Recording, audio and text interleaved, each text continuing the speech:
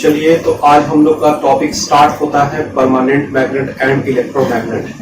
तो permanent magnet और electromagnet क्या है आपका, उसके बारे में अभी हम लोग चलिए तो इसमें हम लोग लिखना स्टार्ट करते हैं। सबसे पहले परमानेंट मैग्नेट के बारे में, ठीक है।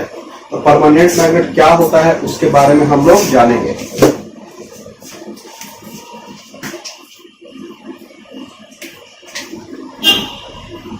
Permanent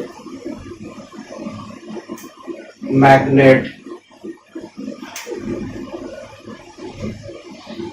is the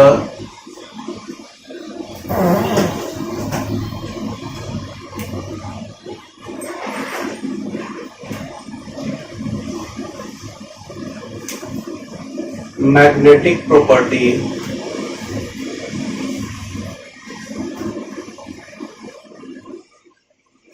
retained in the magnet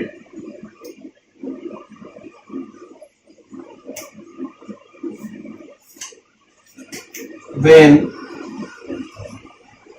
there is no other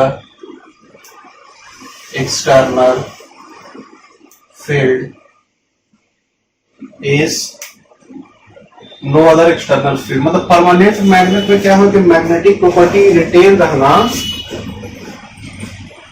in the room temperature in the magnet at room temperature पर, ठीक है। एक्सटर्नल फील्ड ना भी रहे लेकिन इसमें परमानेंट मैग्नेट का जो प्रॉपर्टी है वो यदि रिटेन रहता है तो उसको हम लोग परमानेंट मैग्नेट कहेंगे, ठीक है। चलिए, तो परमानेंट मैग्नेट के बारे में पहले से लोग जानते थे। 400, 500, 1000 साल पहले भी लोग जानते थे परमानेंट मैग्नेट के बारे में, ठीक है। तो परमानेंट मैग्नेट पहले भी बनाने का तरीका था, लेकिन पहले का तरीका था बहुत पुराना टाइप का तरीका था। तो उसमें कैसे लोग परमानेंट मैग्नेट बनाते थे उसके बारे में हम लोग अभी देखते हैं।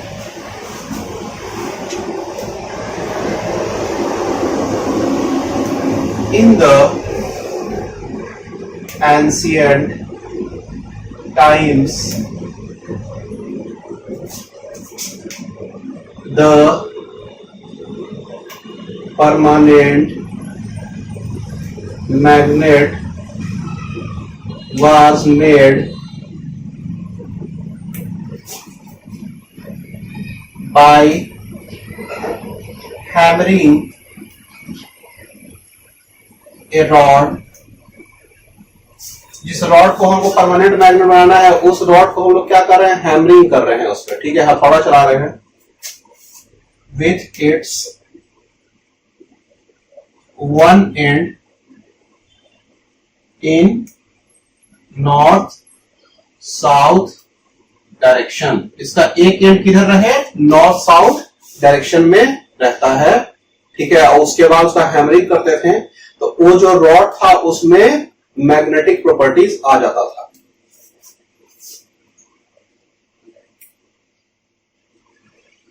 Also a rod, जिसको हमको परमानेंट मैग्नेट बनाना है, is an end of rod is beaten with one end of a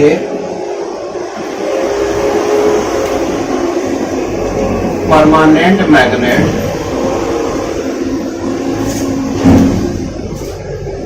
to make the rod a permanent magnet।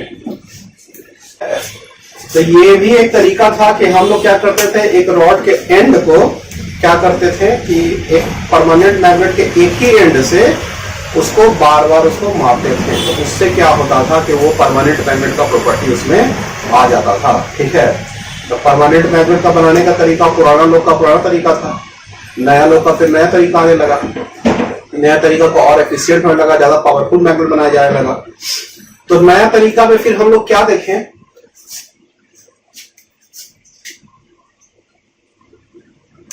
in modern days,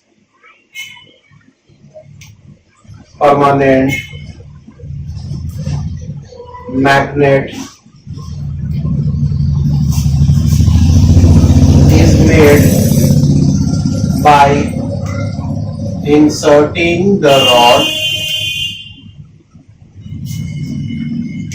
inside the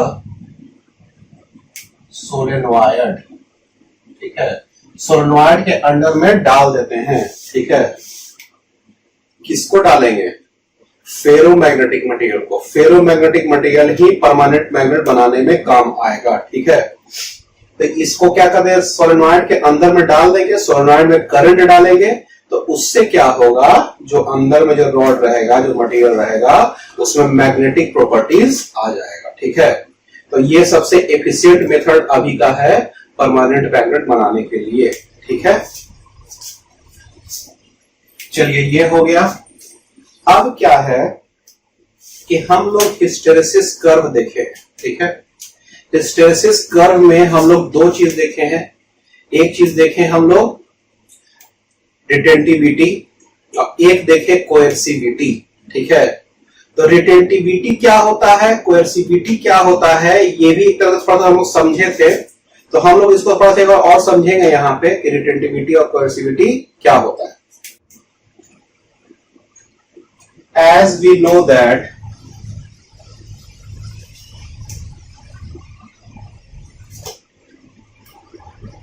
we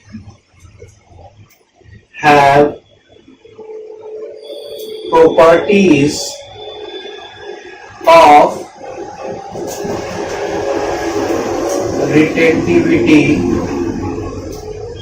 and coercivity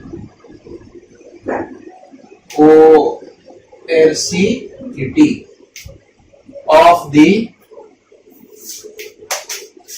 material. We know that we have properties of retentivity and coercivity of the material. ठीक है, चलिए तो वो property कहता क्या है, इसको थोड़ा देखा जाए। ठीक है, तो देखिए retentivity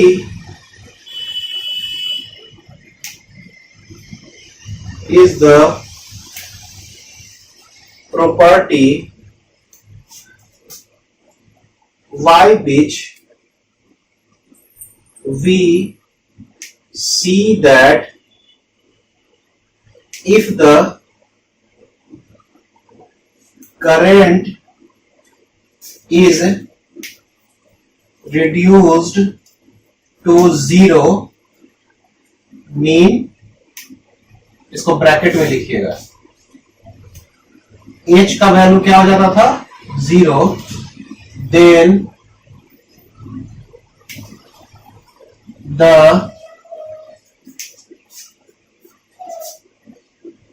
value of retentivity shows the strength of magnetism still remains in the material।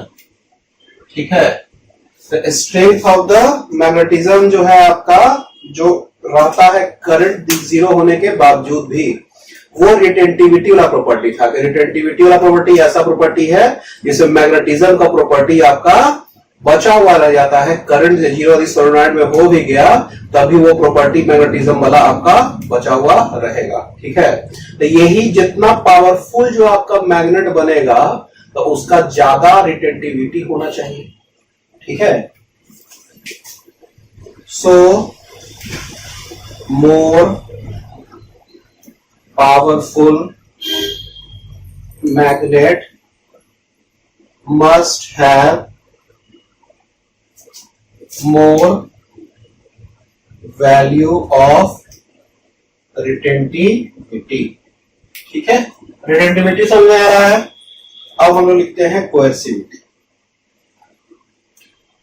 कोएर्सिविटी or the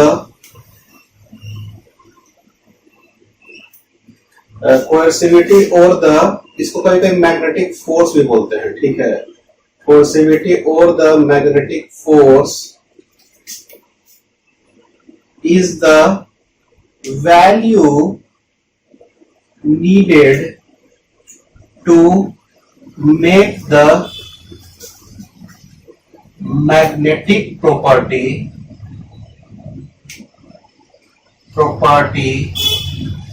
of the material to be zero or B is equal to zero. Magnetic property सब क्या हो जाना चाहिए था, जीरो। हल करने के लिए हम लोग क्या करते हैं, ये कोएर्सिविटी का वैल्यू लेते हैं। कोएर्सिविटी का वैल्यू जो है ना बहुत ही इंपॉर्टेंट है, ठीक है। ये कोएर्सिविटी का जो वैल्यू है वो ये बता रहा है कि यदि मान लीजिए कि कोई परमानेंट मैग्नेट है आपके पास, ठीक है, और उसमें करंट अपोजिट डायरेक्शन में यदि फ्लो करने लगे, क्या कि इसमें जो मैग्नेटिक फील्ड जो जीरो कर रहे हैं उसमें हम लोग करंट को अपोजिट डायरेक्शन में फ्लो करवा रहे थे, ध्यान दीजिएगा उस ग्राफ में। तो हम लोग आदि मान लिए कि उसमें करंट यदि अपोजिट डायरेक्शन में यदि मैग्नेटिक जो परमानेंट मैग्नेट यदि फ्लो करे तो उसका मैग्नेटिक प्रॉपर्टी खत्म नहीं हो जाए, ठीक है। तो ऐसा इसीलिए इसका जो कोएर्सिविटी क्या होना चाहिए, ज्यादा होना चाहिए कि वो क्या करे कि उसका मैग्नेटिक प्रॉपर्टी आदि इनवर्स मैग्नेटिक फील्ड या उसको स्ट्रे मैग्नेटिक फील्ड कहते हैं कि यदि रहे तो उसका मैग्नेटिक प्रॉपर्टीज खत्म नहीं हो, ठीक है। इसमें लाइन लिखते हैं हम लोग, it has great significance because if its value is large,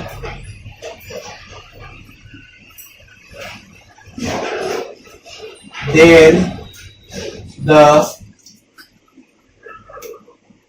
magnetic property will not destroy in stray magnetic field condition. तो स्ट्रे मैग्नेटिक फील्ड कंडीशन या अपोजिट जो करंट है उसके कंडीशन में आपका क्या हो कि इसका मैग्नेटिक प्रॉपर्टी बर्बाद ना हो जाए, उसके लिए हम लोग क्या करते हैं कि इसका कोएर्सिविटी का वैल्यू हम लोग के लिए ज्यादा रहना चाहिए, ठीक है।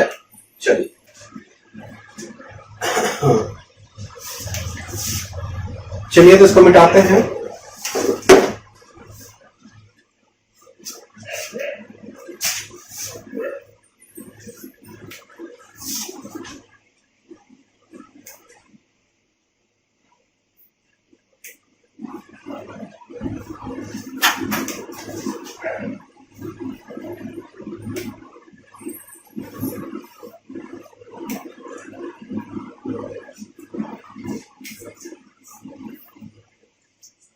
लिखते हैं also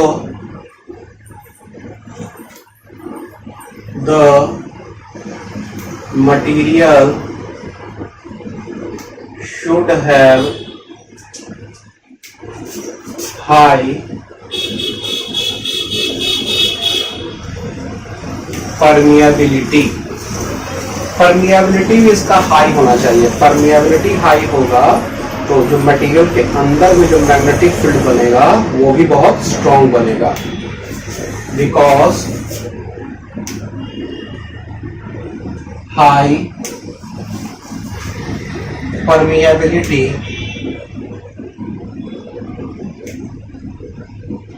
increases the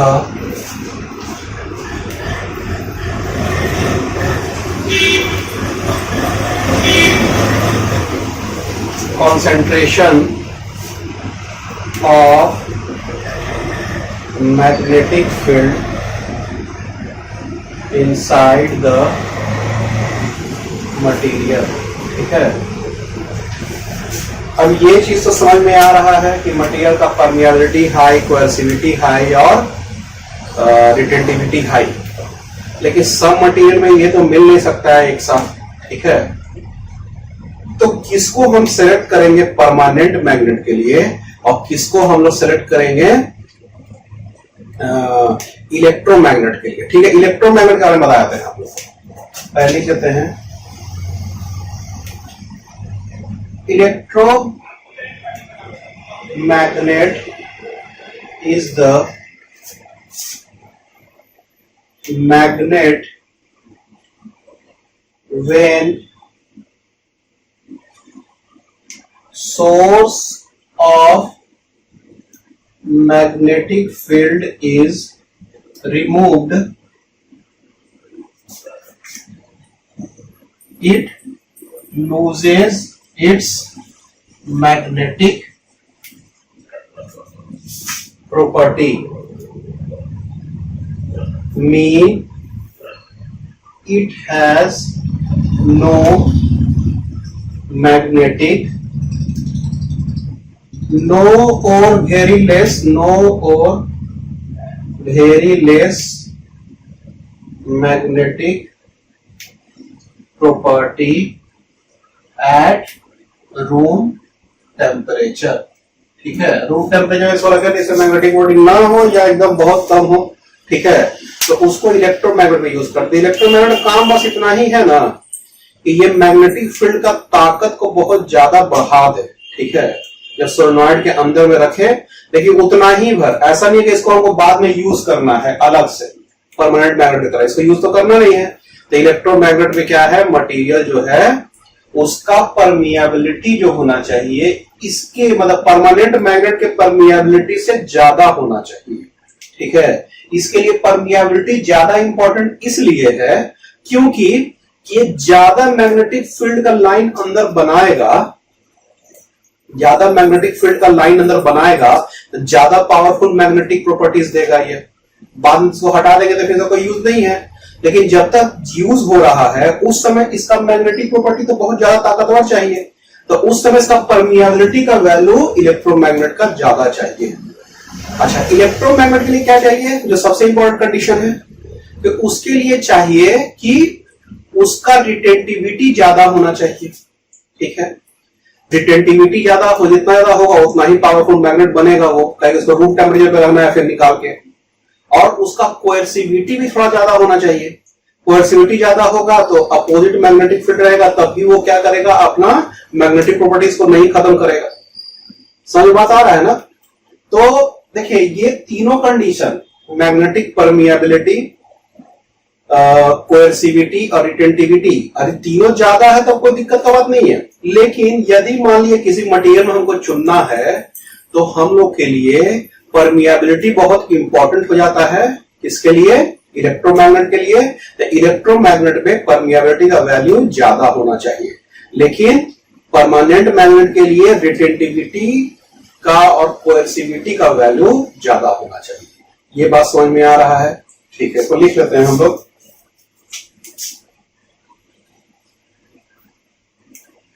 the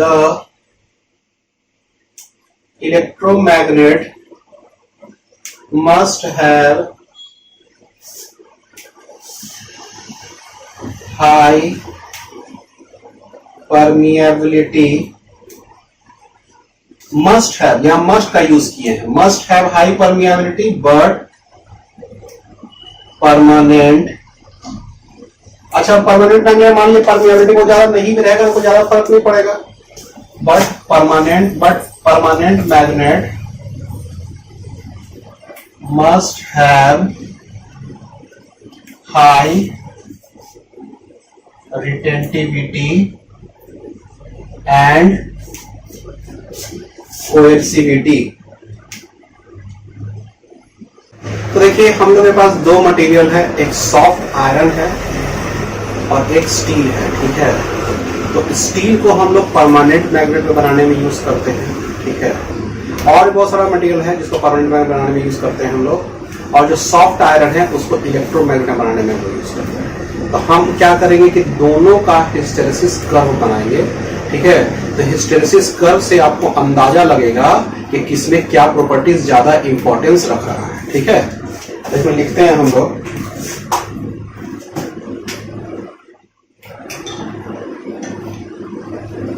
the steel is used for permanent magnet and soft iron is used for electromagnet. ठीक है, तो इसमें हम लिखते हैं हिस्टेरेसिस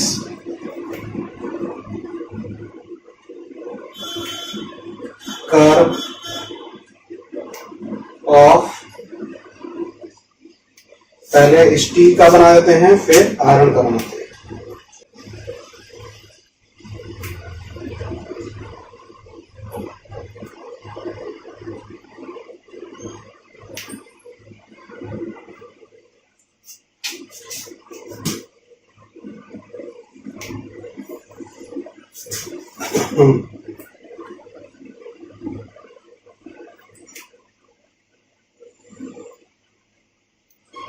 इसको एम लिख रहा था।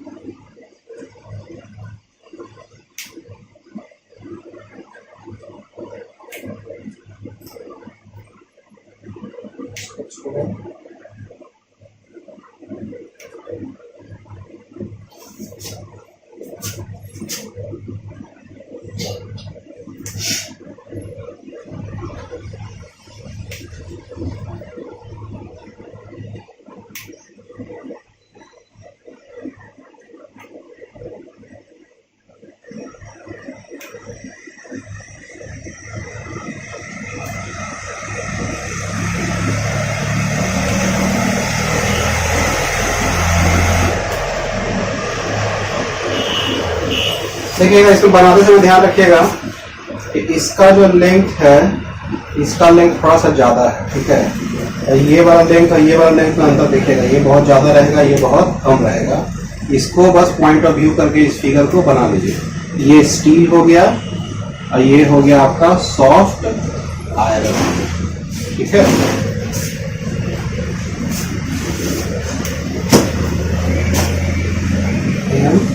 और इस फिगर को बनाइए, उसके बाद इस फिगर से रिलेटेड कुछ लिखेंगे हम लोग, 2-3 point.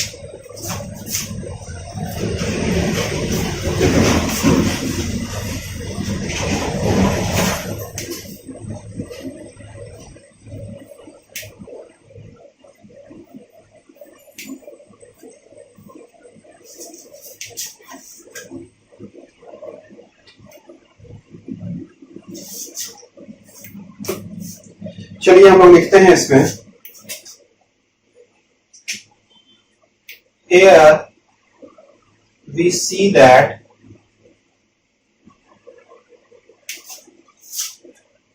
retentivity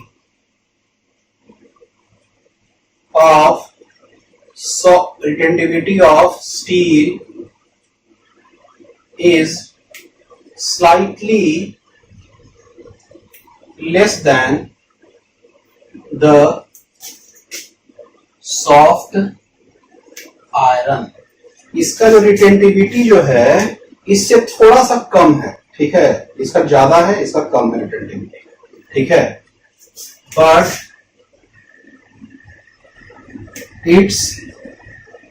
it has large value of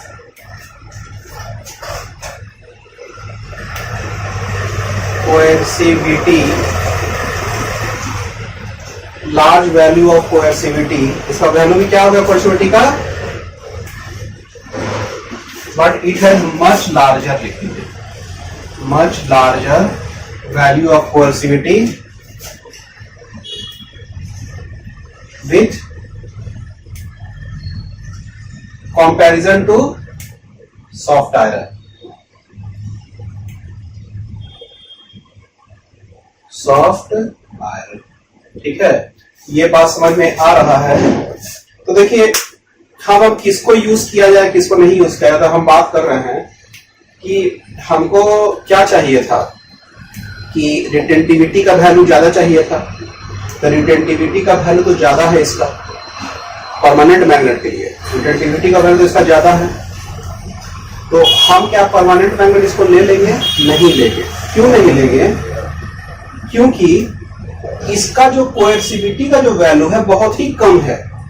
थोड़ा सा भी अपोजिट मैग्नेटिक फील्ड इसको मिलेगा तो अपना ये मैग्नेटिक प्रॉपर्टीज खो देगा ये सॉफ्ट आयरन, लेकिन इसका जो है कोएर्सिविटी का वैल्यू ज्यादा है तो ये अपना मैग्नेटिक प्रॉपर्टीज को नहीं खोएगा। तो इसीलिए हम लोग स्टील को परमानेंट मैग्नेट के लिए यूज करेंगे और सॉफ्ट आयरन को हम लोग यूज करेंगे इलेक्ट्रोमैग्नेट के लिए। ठीक है, हम लोग लिखते हैं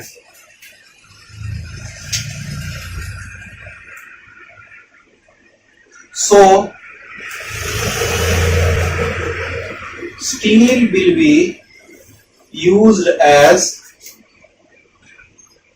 permanent magnet because it will not lose its magnetic property with stray magnetic field, मतलब अपोजिट मैग्नेटिक फील्ड के कारण हम लोग का इसका मैग्नेटिक प्रॉपर्टीज खत्म नहीं होगा, इसलिए स्टील को परमानेंट मैग्नेट यूज करेंगे हम लोग। So soft iron will be used for electromagnet, soft iron will use an electromagnet because we does not need magnetic property without magnetic field। ठीक है, तो हमको इसका जरूरत भी नहीं है, तो हमारा जो काम है सिर्फ मैग्नेटिक जो प्रॉपर्टी जो आपका है, जब वो करंट जब जाता रहे सोलेनॉइड में तो मैग्नेटिक फील्ड ज्यादा बनाए। ठीक है, चलिए देखिए इतना चीज आप लोगों को समझ में आ रहा है, परमानेंट मैग्नेट और electromagnet. Permanent magnet is permanent magnet is used in bell, loudspeaker, etc. Whereas electromagnet are used to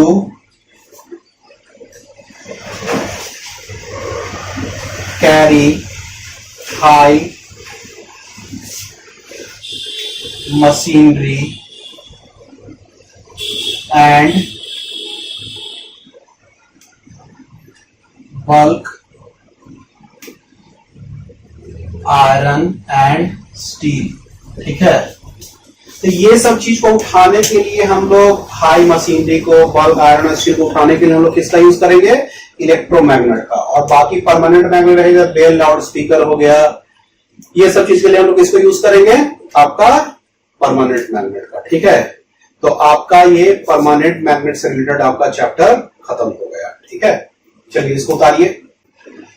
तो चलिए अब हम लोग क्या करेंगे, कुछ क्वेश्चन की तरफ बढ़ जाएंगे। तो हम लोग अब कुछ क्वेश्चन लिखना स्टार्ट करेंगे।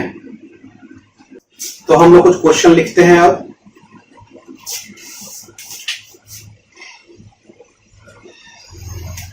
पहला क्वेश्चन है, a tightly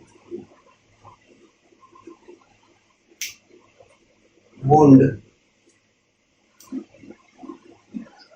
long solenoid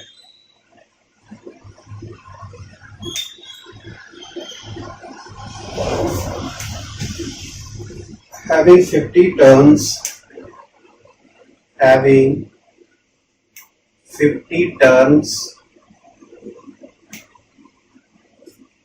per centimeter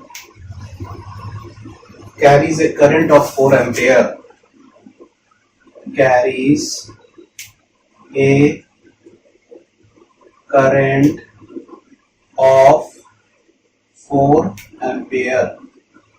ठीक है, find the magnetic intensity, find the magnetic intensity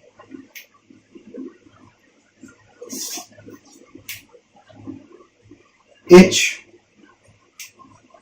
and the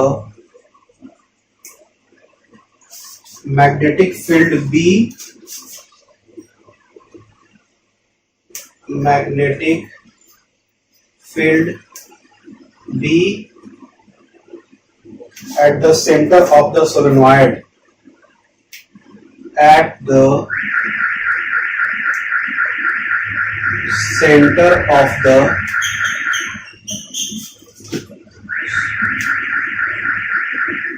solenoid, comma,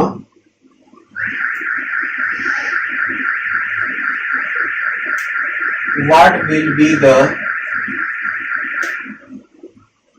values of these quantities, values of this quantity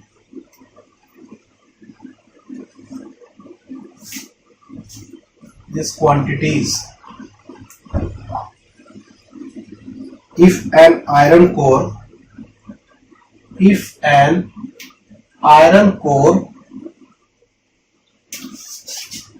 is inserted in the solenoid, is inserted in the solenoid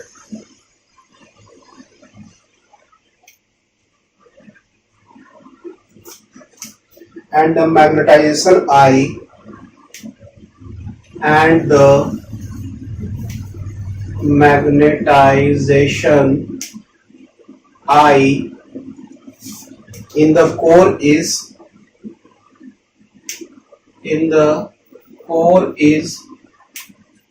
4 into 10 to the power 6 ampere metre to the power -1। ठीक है, चलिए question को फिर से पढ़ दे रहे हैं। A tightly wound long solenoid having 50 turns per centimeter carries a current of 4 ampere, full stop. Find the magnetic intensity H and the magnetic field B at the center of the solenoid, comma, what will be the values of these quantities if an iron core is inserted in the solenoid and the magnetization, देखिए magnetisation है, इसको हम लोग I भी लिख सकते हैं, M भी लिख सकते हैं। ठीक है, तो यहाँ पे हम लोग M लिख दे रहे हैं इसको। Magnetization M in the core is 4 into 10 to the power 6 ampere metre to the power -1। ठीक है, चलिए इसका देखते हैं कि कैसे इसको बनाया जाए। तो सबसे पहले जो आपको दिया हुआ है एक टाइटली वुंड सोलेनॉइड दिया हुआ है, लॉन्ग सोलेनॉइड दिया हुआ है। मतलब उसको टाइटली हम क्या कर रहे हैं, किसी चीज पे उसको लपेटे हैं, वुंड किए हैं उसको, और उस सोलेनॉइड में जो है उसका टर्न्स जो है आपका 50 टर्न प्रति सेंटीमीटर है, यानी कि 1 सेंटीमीटर में 50 टर्न्स उसका आ रहा है। ठीक है, अब करंट उस वायर में कितना है, 4 एम्पियर का करंट है उसमें। ठीक बात है, तो find the magnetic intensity H। ये मैग्नेटिक इंटेंसिटी जो H है वो क्या है, वो सोलेनॉइड में जो करंट आ रहा है उसके कारण जो इंटेंसिटी आ रहा है उसके बारे में बोल रहा है, वो H है। और जो मटेरियल की जो जिसके कोर पे जो बंधा हुआ है, तो जो कोर है जिस मटेरियल का बना हुआ है उस पे कुछ इंटेंसिटी आएगा, तो उसको हम लोग मैग्नेटाइजेशन M से डिनोट करते थे। समझ बात आ रहा है, बहुत बार I से डिनोट करते थे, M से डिनोट करते थे, तो वो मैग्नेटाइजेशन M हो गया। यदि उस मटेरियल के कारण जो मैग्नेटिक इंटेंसिटी आ रहा है तो उसको मैग्नेटाइजेशन कहेंगे, और उसके कारण जो H, उसके कारण सोलेनॉइड के कारण जो वायर के कारण आ रहा है उसको मैग्नेटिक इंटेंसिटी H कहेंगे। ठीक है, अच्छा, and the magnetic field B, the find the magnetic intensity H and the magnetic field B at the centre of the solenoid, यानी कि सेंटर पे आपका मैग्नेटिक इंटेंसिटी और बी का आपको वैल्यू बताना है। ये मैग्नेटिक फील्ड बी क्या है, रिजल्टेंट मैग्नेटिक फील्ड का कारण। तो चलिए फिगर से समझते हैं, फिगर ज्यादा सा क्लियर आपको समझ में आएगा।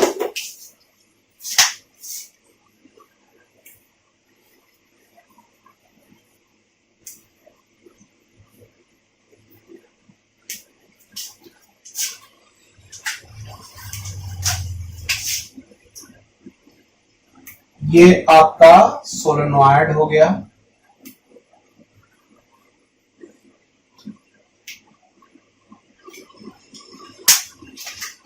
और इसके अंदर में जो है आपका ये किसी चीज पे ये लगाया हुआ है, वो मटेरियल है।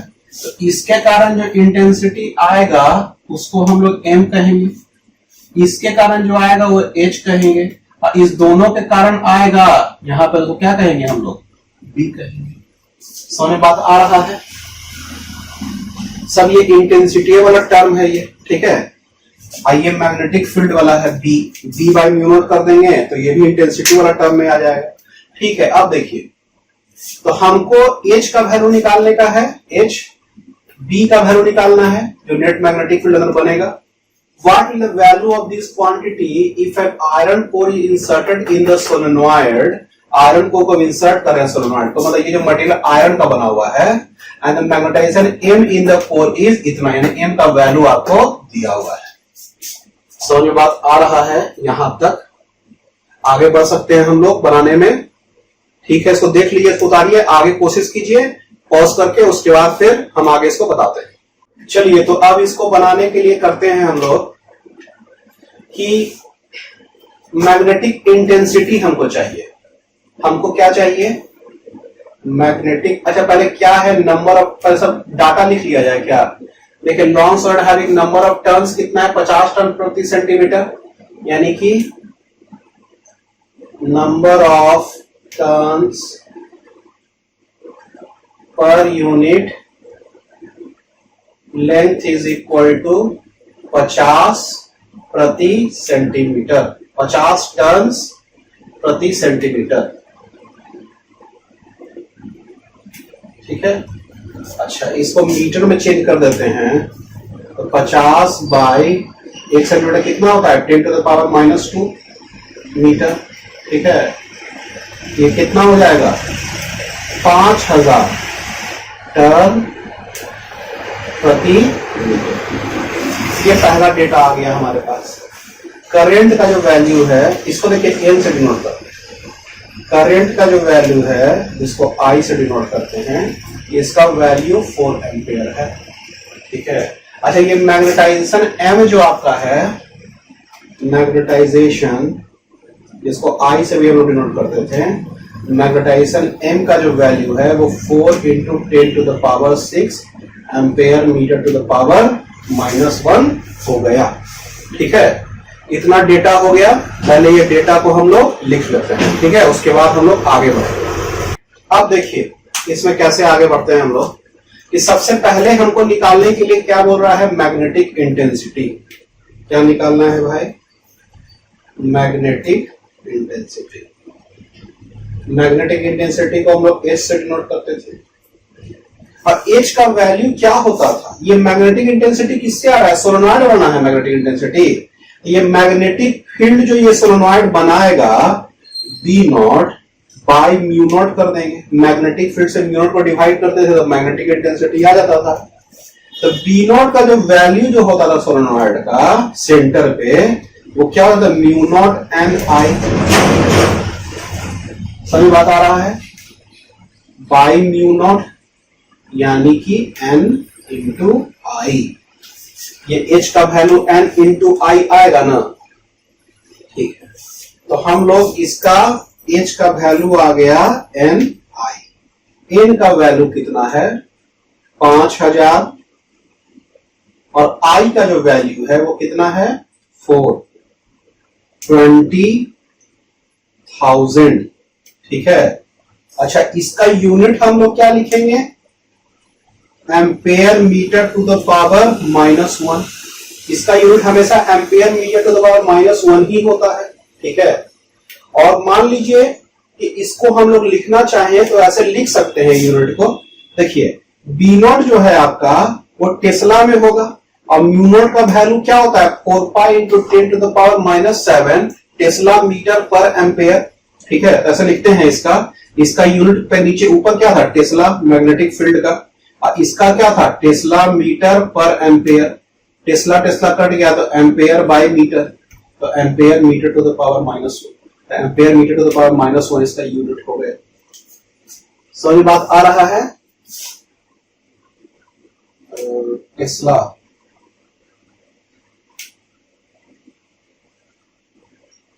अच्छा ये काटे थे इसको, ठीक है, टेस्ला और टेस्ला मीटर पर एम्पेयर। ठीक है, फिर ये टी कट गया था तो फिर इसका क्या आ गया था एम्पेयर मीटर पर -1। ठीक है, तो एच का वैल्यू जो है आपका आ गया 20,000 ampere metre to the power -1। ठीक है, तो ये पहला आंसर आपका निकल गया मैग्नेटिक इंटेंसिटी का वैल्यू। चलिए इसका देख लिया जाए आंसर। चलिए ठीक है, अब हम लोग का दूसरा चीज निकालने का है magnetic field B at the centre of the solenoid. ये मैग्नेटिक फील्ड बी का वैल्यू आपको निकालने का है। तो देखिए मैग्नेटिक फील्ड बी कैसे निकलेगा। तो हम लोग अभी तक जो पढ़े हैं उसमें हम लोग क्या पढ़े हैं, B is equal to mu naught M plus H या H प्लस M, ये पढ़े हैं फॉर्मूला हम लोग पीछे, ये पढ़े हैं ना मैग्नेटिक फील्ड B का वैल्यू। मैग्नेटिक फील्ड B का वैल्यू इसके कारण जो मैग्नेटिक फील्ड अंदर बनेगा और M के कारण जो मैग्नेटिक फील्ड बनेगा दोनों का जोड़ मिला के बनेगा। तो H के साथ हम म्यू नॉट मल्टीप्लाई कर देंगे तो म्यू नॉट H हो जाएगा और म्यू नॉट M हो जाएगा, यानी कि mu naught H plus mu naught M। तो म्यू नॉट H आपका क्या हो जाएगा मैग्नेटिक फील्ड ना देगा, और म्यू नॉट M भी आपका मैग्नेटिक फील्ड देगा, तो दोनों मिला के एक मैग्नेटिक फील्ड का वैल्यू हो जाएगा। तो यहां पे जो वैल्यू हो गया 4 pi into 10 to the power -7। ठीक है, और इसका unit tesla metre per ampere. ठीक है, उसको हम लोग लिखेंगे। और H प्लस M, H का वैल्यू मेरे पास कितना है भाई 20,000। ठीक है, और प्लस 20,000 को ऐसा भी लिख सकते हैं क्या, ऐसे लिखिए इसको 2 into 10 to the power 4 ampere metre to the power -1। अच्छा ये क्या हो जाएगा 2 इंटू 10 टू द पावर 4, और M का वैल्यू कितना दिया हुआ है 4 इंटू 10 टू द पावर 6। अच्छा इसका यूनिट अब देखने का है, तो इसका यूनिट तो टेस्ला ही में आएगा। ठीक है, क्यों है टेस्ला में आएगा यूनिट, चलिए यूनिट को भी देख लिया जाए। 4 पाई का इसका कितना होगा टेस्ला मीटर पर एम्पेयर होगा ना, म्यू नॉट का वैल्यू मतलब म्यू नॉट का यूनिट, और H प्लस M का वैल्यू क्या होता है ampere metre to the power -1। Ampere cut गया, मीटर नीचे आएगा तो मीटर भी कट गया, ये तो सिर्फ टेस्ला आया इसका यूनिट। समझ बात आ रहा है, यूनिट इसका टेस्ला आ रहा है। अब क्या करने का है कि इसको जोड़ने का है। ठीक है, तो इसको जब जोड़ेंगे तो ये बहुत बड़ा क्वांटिटी हो जाएगा। ठीक है, 3 4 5 6 प्लस इसको क्या करते हैं 2 1 2 3 4, तो जोड़ दिया जाए 4 0 2 2 3 4, तो इसको जोड़िए तो 402 4 pi into 10 to the power -7 into 402 into 10 to the power 4, ये हो जाएगा ना। चलिए तो इसको हम लोग कर देते हैं मल्टीप्लीकेशन, देखते हैं कितना आता है इसका आंसर।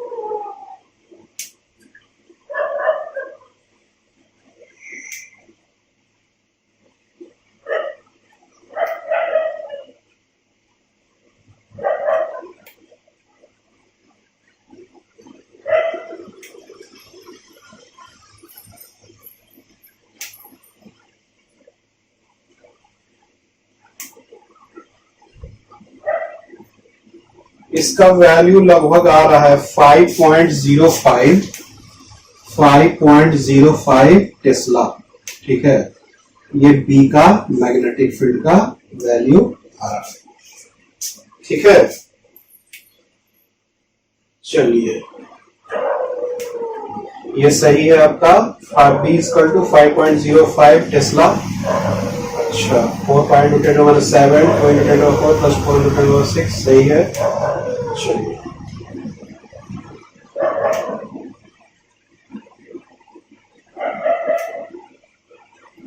और कुछ निकालने का है। Find the magnetic intensity and the magnetic status और what is the value of this quantities if an iron core.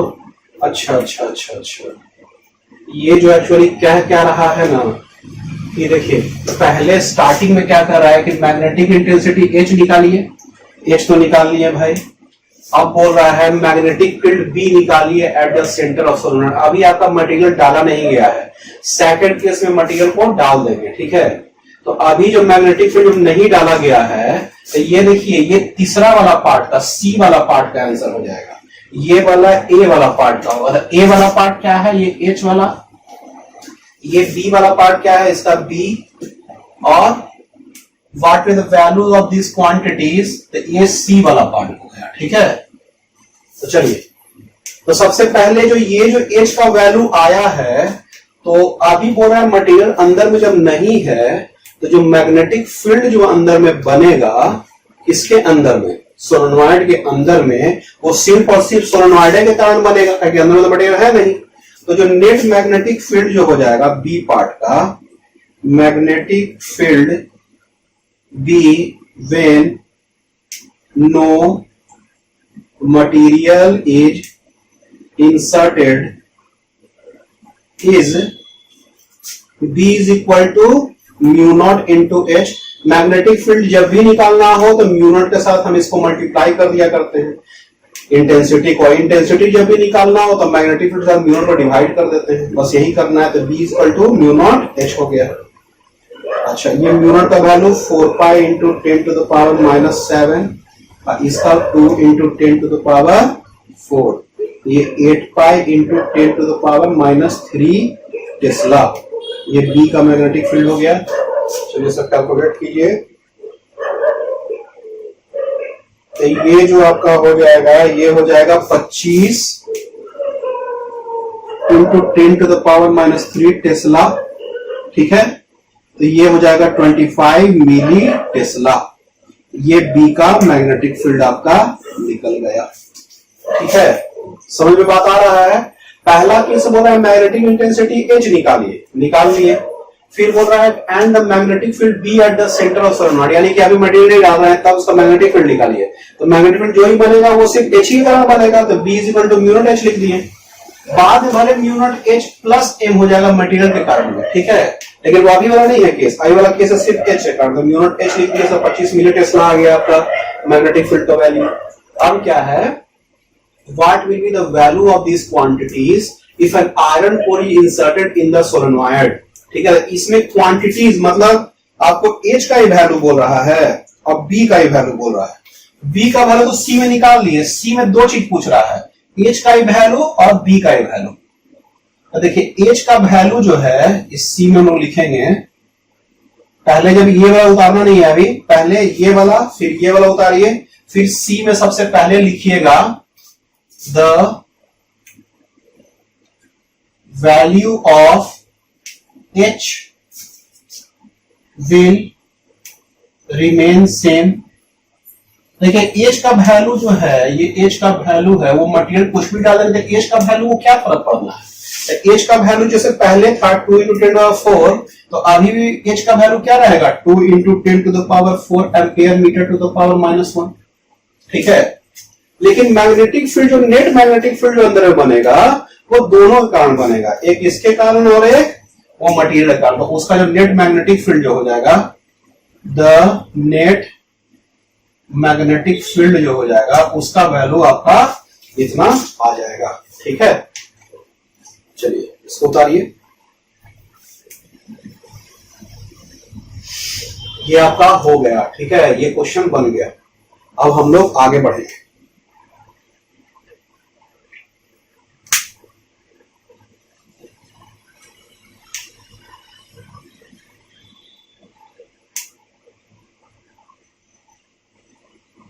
अब एक चीज और थोड़ा सा देखा जाए इस क्वेश्चन में, कि एच का जो वैल्यू है ना वो कितना आया है।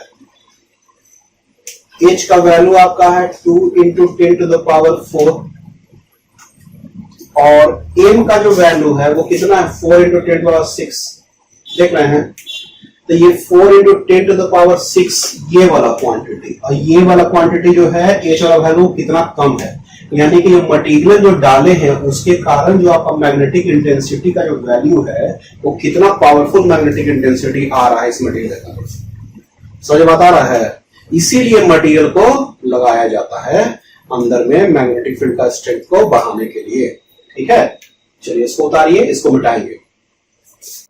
अगला क्वेश्चन हम लोग लिखेंगे,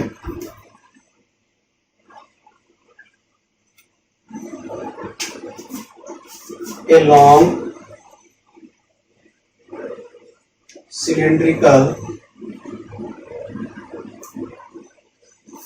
iron core of cross sectional area, iron core of cross sectional area 5 centimeter square, 5 centimeter square is inserted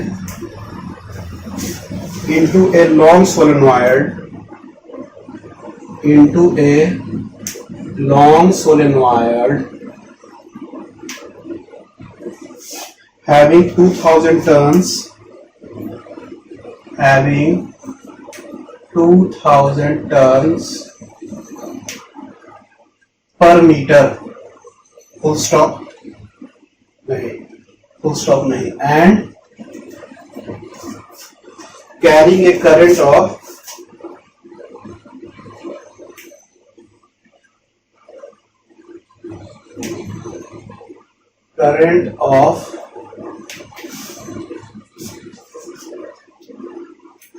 2 ampere. ठीक है, the magnetic field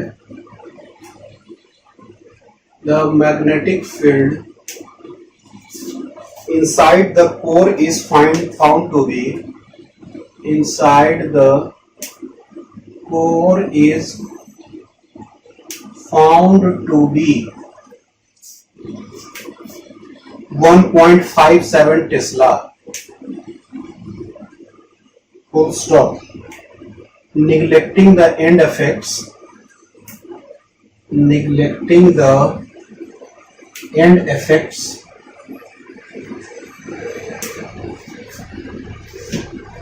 find the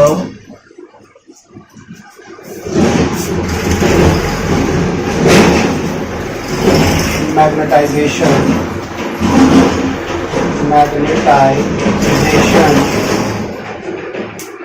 I of the core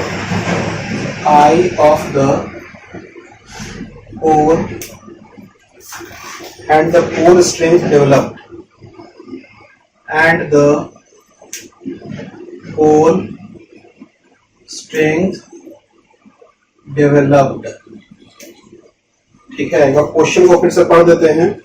A long cylindrical iron core of cross-sectional area 5 centimeter square is inserted into a long solenoid having 2000 turns per meter and carrying a current of 2 ampere. Full stop. The magnetic field inside the core is found to be 1.57 Tesla. Full stop.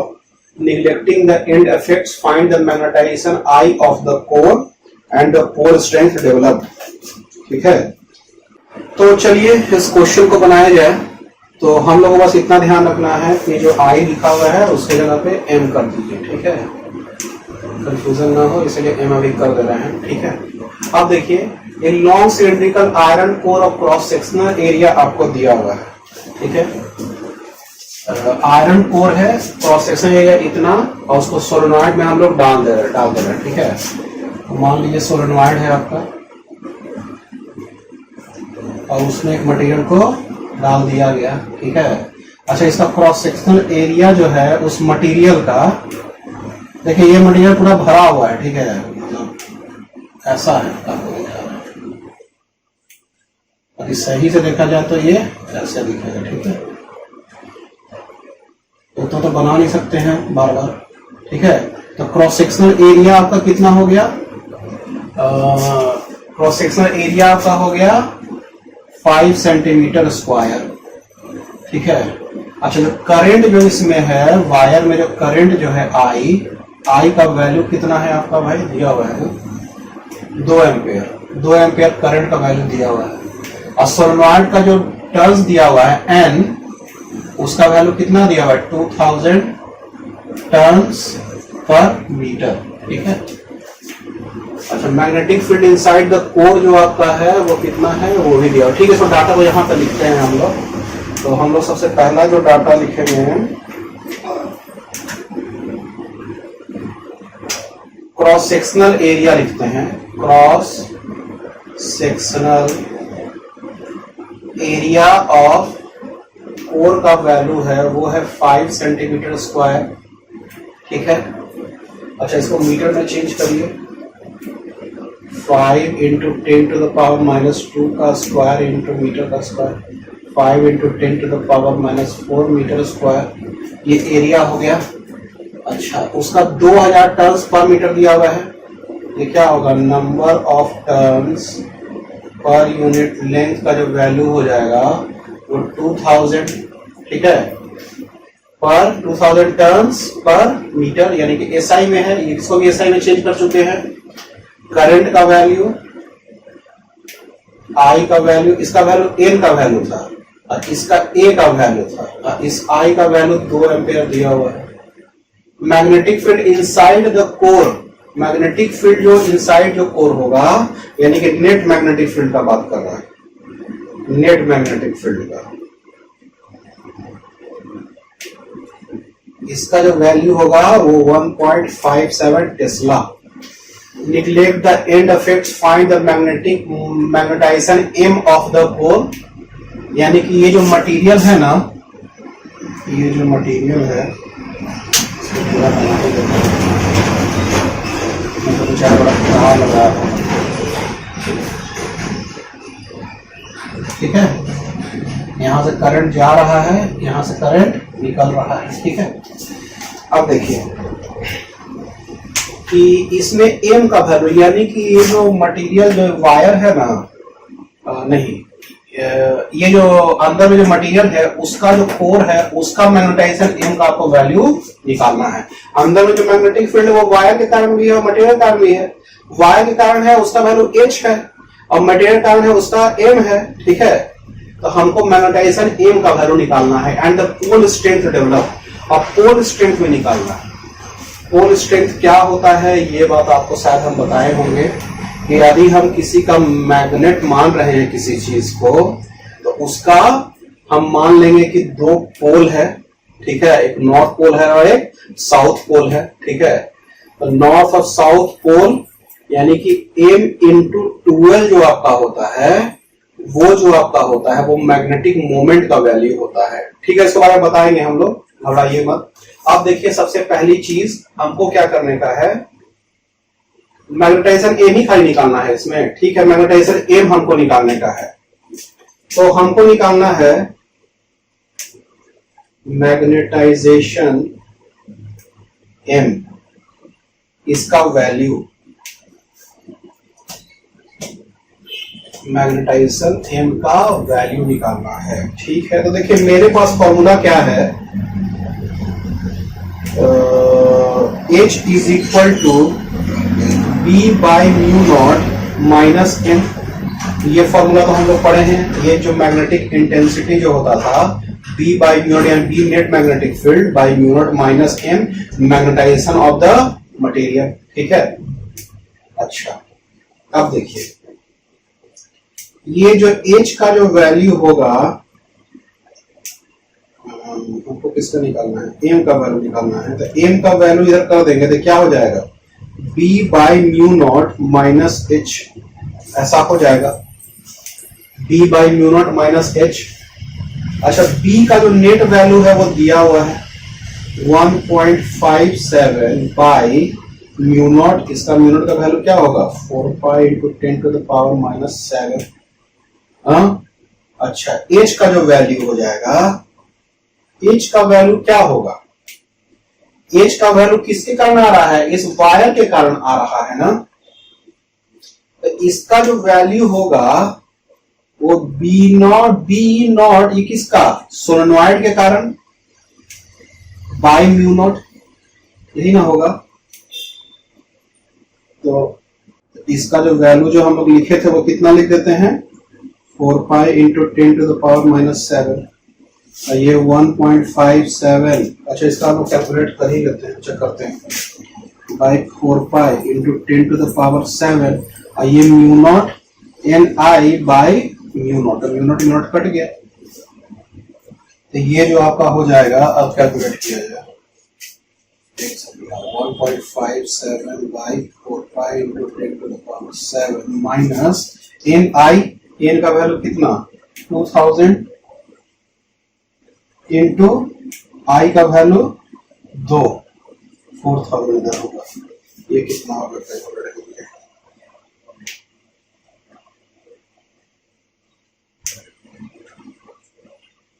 Logic कैसे question है इसका, 1.57 divided by 4 divided by pi, इसका 0.125, 0.125, तो इसको हम लोग 3 कर देंगे, 125 इंटू 10 टू द पावर 3 डालेंगे 4 हो जाएगा, ये 0.4 इंटू 10 टू द पावर 4 हो जाएगा। समझ में बात आ रहा है, 4000 है ना, ठीक है, 0 यानी 125.4 इंटू 10 टू द पावर 4 आ रहा है, ये m का वैल्यू, ठीक है। इसका unit ampere metre to the power -1 होगा, m का वैल्यू, ठीक है। चलिए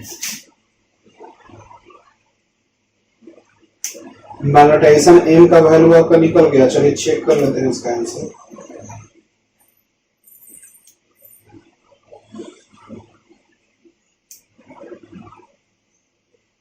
one 1.25 into 10 to the power 6, हाँ ऐसे लिख सकते हैं इसको ऐसे लिखो 1.25 into 10 to the power 6 ampere metre to the power -1, ये भी इसका लिख सकते हैं। तो ये सही आंसर है, ठीक है। तो ये मैग्नेटाइजेशन m का वैल्यू आ गया, ठीक है।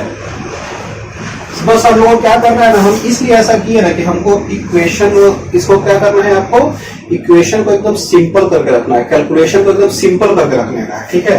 तो कैलकुलेशन सिंपल करने के लिए म्यू नॉट इसको डिवाइड कर दिया, म्यू नॉट कट गया आपका, तो यहाँ पे ये वाला एकदम आसान हो गया। यहाँ पर जो हुआ तो सिर्फ एक ही बार मल्टीप्लिकेशन सब्ट्रैक्शन जो भी हुआ यहाँ पे डायरेक्टली किए हैं, फिर इसको ऐसा फॉर्मूला है कि 10⁴ के टर्म मिले हैं, तो ये जोड़ना मेरे लिए आसान हो गया, ये नंबर डायरेक्टली जोड़ दिए, तो ऐसा करके मेरा ये आंसर आ जा रहा है, ये मैग्नेटाइजेशन का वैल्यू आ रहा है, ठीक है। चलिए इसको हम लोग लिख लेते हैं। अब एक टर्म है मैग्नेटाइजेशन m का जो वैल्यू है, मैग्नेटाइजेशन, अब बार बोल रहे हैं मैग्नेटाइजेशन वही है इंटेंसिटी ऑफ मैग्नेटाइजेशन, ठीक है। तो ये मैग्नेटाइजेशन जो वैल्यू है हम लोग पढ़े थे कि ये पोल स्ट्रेंथ पर यूनिट एरिया भी होता है। मैग्नेटाइजेशन का जो वैल्यू होगा, यानी कि इंटेंसिटी ऑफ मैग्नेटाइजेशन का जो वैल्यू होगा वो पोल स्ट्रेंथ पर यूनिट एरिया भी होता है। तो मैग्नेटाइजेशन m का जो वैल्यू होगा pole strength by area. Pole strength को मान लीजिए हम छोटा m से नोट करते हैं, और एरिया इसका कितना है भाई, एरिया आपका दिया हुआ है ना, क्रॉस सेक्शनल एरिया देखिए दिया हुआ है आपका 5 इंटू 10 टू द पावर -4, और ये m का वैल्यू तो आपको दिया ही हुआ है 1.25 इंटू 10 टू द पावर 6। हाँ, तो यहां से जो m का जो वैल्यू निकलेगा 1.25 into 5 into 10 to the power 2, ये कितना हो जाएगा, 4 हो गया, 4 5 6.25, ठीक है, कर देते हैं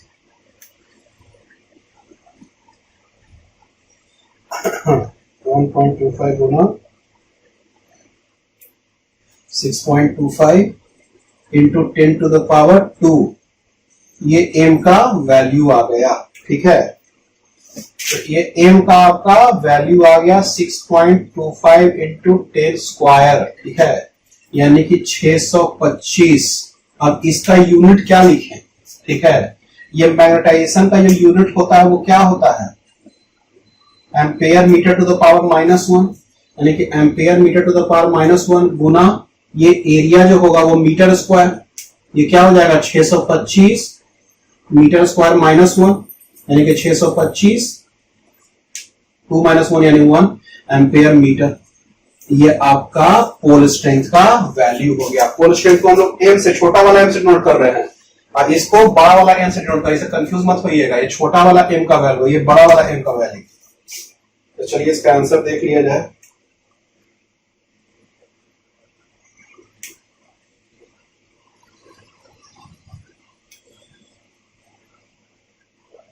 $625 एम्पेयर मीटर। ठीक है, ये आपका सही आ गया। तो ये पोल स्ट्रेंथ का आपका वैल्यू आ गया। ठीक है, समझ में बात आ रहा है? तो हम लोग कैसे कैसे किए थे, इसको समझ में आ रहा है आपको? चलिएगा फिर से आपको बोल देते हैं समझने के लिए। ठीक है, कि सबसे पहले लॉन्ग सिलिंड्रिकल आयरन कोर दिया हुआ था जिसका क्रॉस सेक्शन एरिया दिया हुआ है। ये आयरन कोर है, उसका क्रॉस सेक्शन एरिया दिया हुआ है। इसके ऊपर सोलेनॉइड का वायर लपेटा गया है और उसका लॉन्ग सोलेनॉइड का टर्न्स दिया हुआ है 2000 टर्न्स पर मीटर, लिख दिए इसको। करंट का वैल्यू 2 एम्पेयर लिख दिए। मैग्नेटिक फील्ड इनसाइड द जो कोर बन रहा है, ये कोर में बनेगा, दोनों कारण बनेगा, वायर कारण भी और मटेरियल कारण भी। उसका वैल्यू 1.57 टेस्ला दिया हुआ है। Neglecting the end effects, find the magnetization M of the core. तो मैग्नेटाइजेशन एम का वैल्यू आपको निकालने का है। तो मेरे पास ये वाला फॉर्मूला तो लोग पढ़े ही थे। ठीक है, वेक्टर के फॉर्म में था, तो अभी हम सब मैग्नीट्यूड से लिखे हैं इसका। H = B/μ0 - अब देखिए B का वैल्यू, जो नेट मैग्नेटिक फील्ड का वैल्यू दिया हुआ है, म्यू0 का वैल्यू इतना लिख दिए। और ये जो M जो है वो मैग्नेटाइजेशन, वो सोलेनॉइड करना है ना, तो सोलेनॉइड का हमको बता दिए मैग्नेटिक इंटेंसिटी वाला टर्म है। तो मैग्नेटिक फील्ड बाय म्यू0 हो जाता है। तो मैग्नेटिक फील्ड किसका लिखेंगे? सोलेनॉइड का लिखेंगे, क्योंकि सोलेनॉइड करना आ रहा है, तो बाय म्यू0 कर दिए। तो म्यू0 Ni सोलेनॉइड का मैग्नेटिक फील्ड लिखे, बाय म्यू0 से डिवाइड कर, म्यू0 कट गया। और यहाँ पे B का 1.57 के साथ म्यू0 का वैल्यू डाले तो ये इतना आ गया। करके कैलकुलेट किया तो आपका M का वैल्यू उतना आ गया। अब क्या है कि पोल स्ट्रेंथ भी आपको निकालने के लिए बोला था। पोल स्ट्रेंथ जो होता है मैग्नेटाइजेशन में, पोल स्ट्रेंथ पर यूनिट एरिया भी होता है। तो पोल स्ट्रेंथ पर यूनिट एरिया होता है, तो इसको छोटा वाला M से डिनोट कर रहे हैं। अब बाय एरिया का वैल्यू लिख दिए। क्रॉस सेक्शन एरिया का वैल्यू कितना है? 5 × 10⁻⁴ मीटर स्क्वायर। तो M का वैल्यू वहां से कैलकुलेट कर लिए, 625 एम्पेयर मीटर। ठीक है, चलिए इसको उतारिए, इसको आप मिटाएंगे। चलिए तो अगला क्वेश्चन लिखते हैं।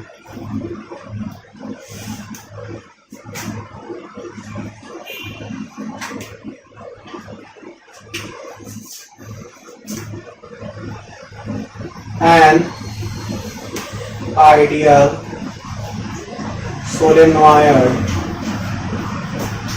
having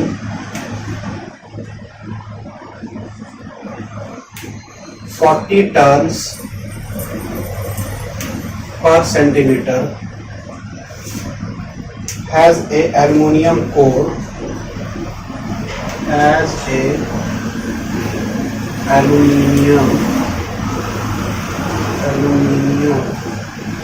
core and carries a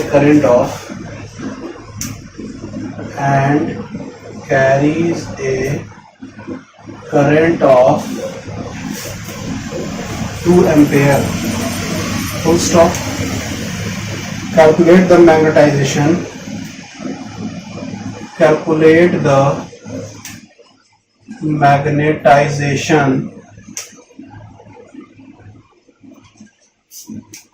I developed in the core.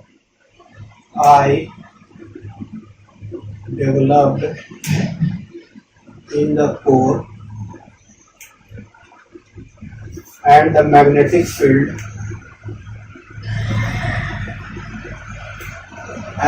magnetic field B at the center. Full stop. the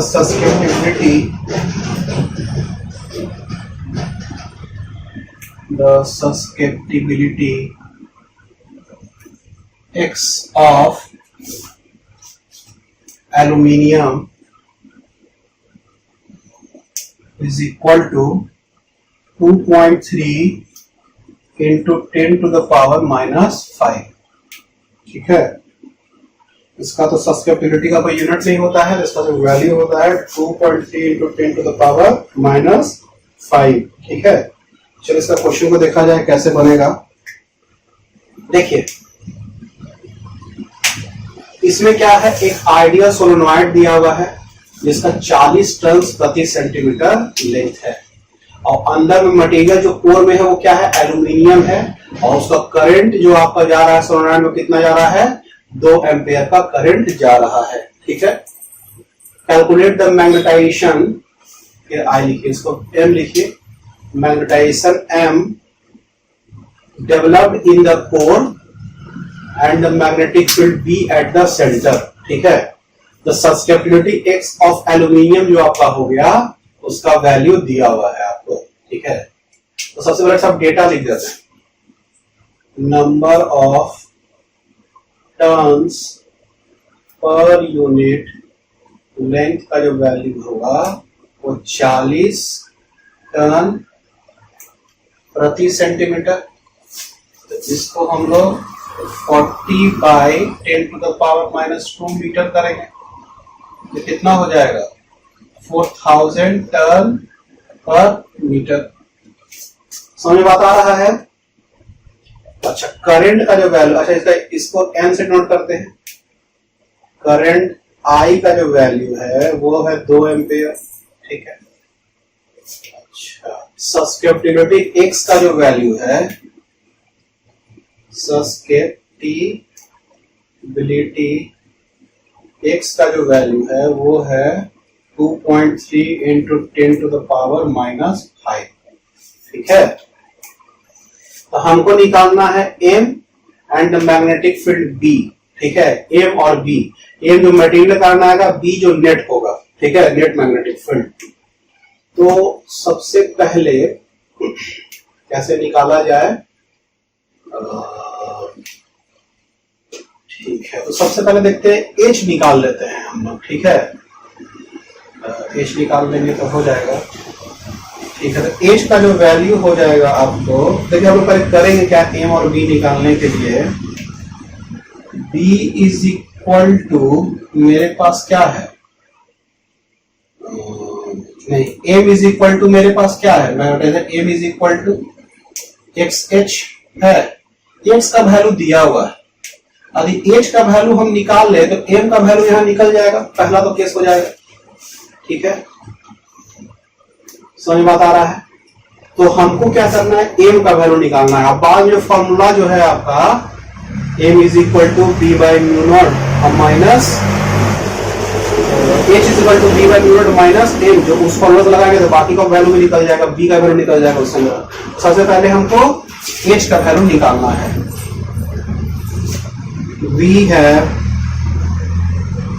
magnetic intensity H is equal to B naught by mu naught, यानी कि ये जो आपका किसका solenoid का नाम हुआ, mu naught N आई bye mu naught, यानी कि एन आई। तो H का वैल्यू एन आई और N का वैल्यू कितना है, नंबर ऑफ ट्रांसपेरेंट लेंथ 4000 और I का वैल्यू 2, यानी कि 8 into 10 to the power 3 ampere metre to the power minus 1। ये H का वैल्यू हम पहले निकाल लिए। ठीक है, H का वैल्यू निकाल लिए ना। अब now we have M is equal to magnetization, M is equal to X H, X susceptibility का वैल्यू है H, ये मैग्नेटिक इंटेंसिटी का वैल्यू। तो एक्स का वैल्यू कितना है आपका, 2.3 into 10 to the power minus 5 और एच का value 8 into 10 to the power 3। ठीक है, अच्छा, ये जो एच का वैल्यू हो यूनिट होगा वही एम का भी यूनिट होने वाला है। ये कितना हो गया 24 2 18.4, ठीक है, इंटू 10 टू द पावर -2। अब ये हम कर देंगे इसको और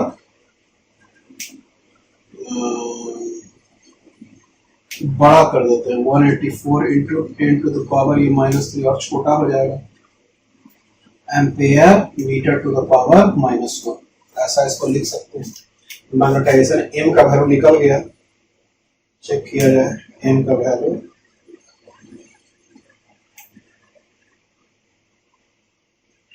हाँ, इसको डायरेक्टली ऐसे भी कर दीजिए। ये जो है 10 -2 0.18 ampere metre to the power -4, ठीक है, 0.18 और 100 से डिवाइड कर देंगे। ये आपका आंसर हो गया मैग्नेटाइजेशन एम का वैल्यू। अब क्या है, बी का वैल्यू हमको निकालने का है। एच का वैल्यू, एम का वैल्यू निकल गया, बी का वैल्यू निकालना है। अब देखिए 4b we have m is equal to b by mu naught minus h, b by sorry h is equal to b by mu naught minus m, ठीक है। अच्छा, b का वैल्यू क्या होगा, mu naught h plus m, mu naught का value 4 pi into 10 to the power -7। h का value कितना है भाई, 8 into 10 to the power 3, और m का वैल्यू कितना है, इसको तो बहुत बड़ा हो गया ना, इसका वैल्यू हो जाएगा 0.18, ठीक है। तो इसको करेंगे तो हम लोग कितना वैल्यू आएगा, लगभग ये तो आपका नेग्लिजिबल ही हो जाएगा। इसके आगे 8000, ये कहा एक से भी कम है। ये 4 pi into 10 to the power -7 into 8 into 10 to the power 3, 32 pi into 10 to the power -4। ये टेस्ला में आएगा ना, ऐसा कैलकुलेट करते हैं।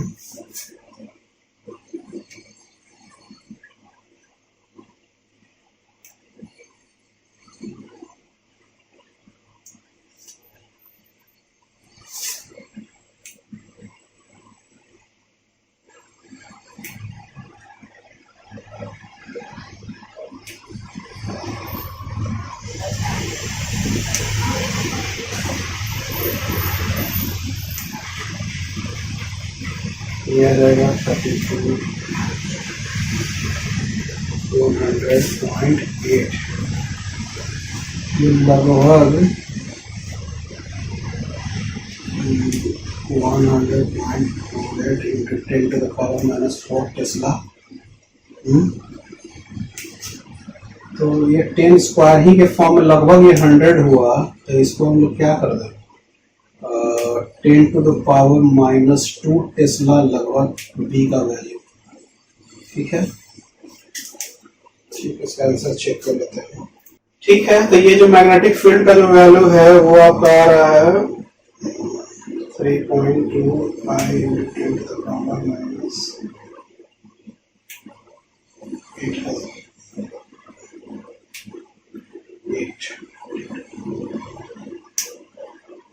चलो सही है आपका, ठीक है। तो ये नेट मैग्नेटिक फील्ड का आपका वैल्यू आ गया, ठीक है।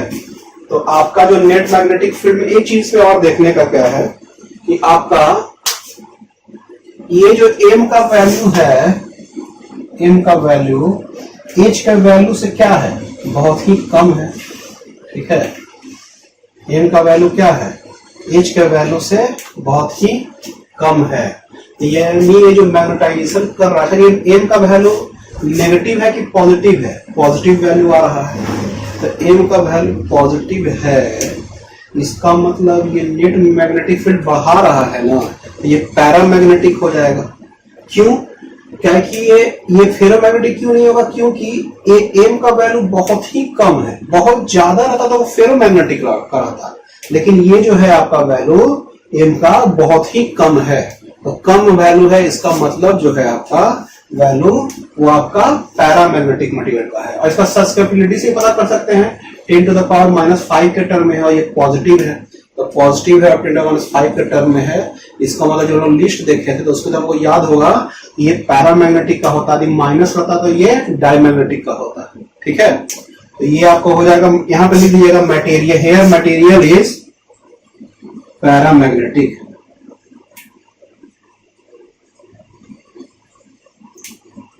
ठीक है, चलिए इसको उतारिए तो एक बार। Find a the magnetization I, the magnetization I, the magnetic intensity H, B में the magnetic intensity H, C में the magnetic field B at the center of the magnetic field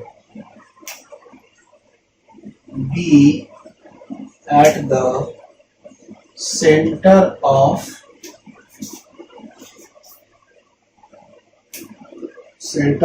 a magnet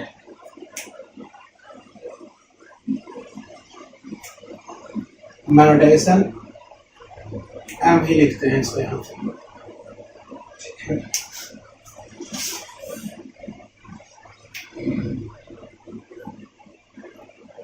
magnet having pole strength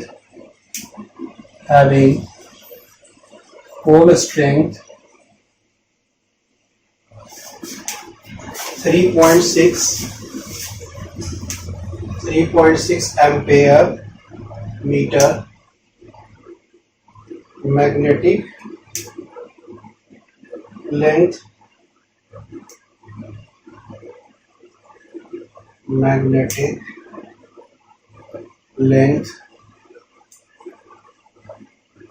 12 centimeter and cross sectional area